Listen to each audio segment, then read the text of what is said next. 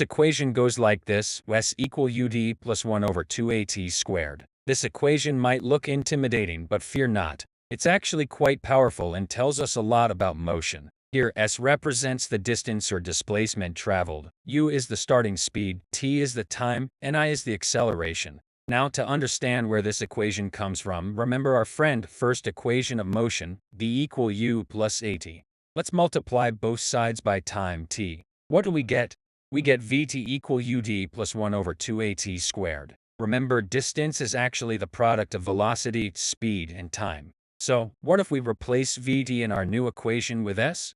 We arrive at our formula S equal UD plus 1 over 2AT squared. This equation helps us find the distance traveled when we know the initial speed, acceleration, and time. Now, let's see this equation in action with an example. Imagine you toss a ball straight up with an initial velocity u of 15 meters per second. The acceleration due to gravity a is 9.8 meters per second squared. You want to know how high the ball goes in 3 seconds. Plug these values into our magical equation, S equal UD plus 1 over 2AT squared, and let's calculate the height the ball reaches after 3 seconds. S equal 15 times 3 plus 1 over 2 times 9.8 times 3 squared gives us the displacement, and after a bit of math we find that the ball reaches a height of 62.7 meters after 3 seconds.